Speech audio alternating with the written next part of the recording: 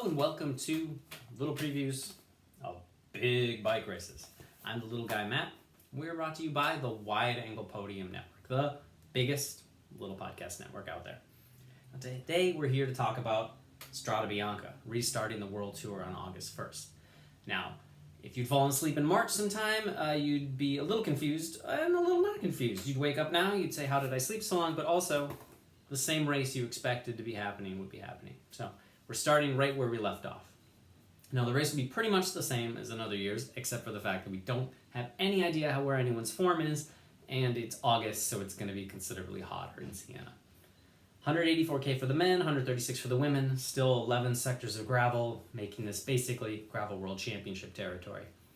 Now, if you really want to fine-tune that watching, tune in for the last 20-25K. You'll get the last couple gravel sectors with some serious 15% pitches, and you get about 12K back into town. You got to watch those turns though, ask Milan.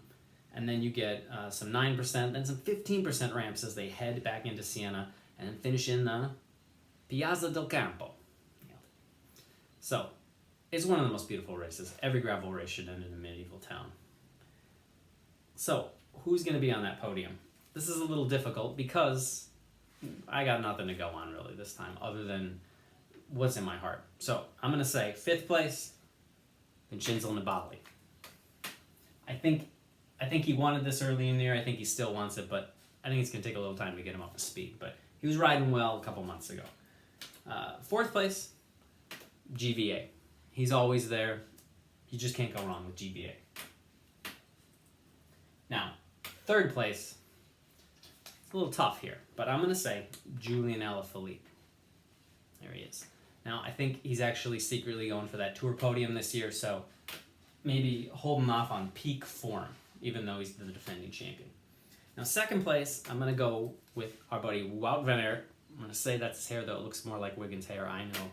Don't leave that in the comments section below. I think he's going to best his performances from the last 2 years. Whoa, knocking this over. Put that ball on the board. But, of course, and if you've listened to the Slow Road podcast, you know where I'm going with this. 1st place is obviously going to be White Shorts himself, Mathieu van der Poel. I know it's his first go at it and all that, but come on. He's Mathieu van der Poel.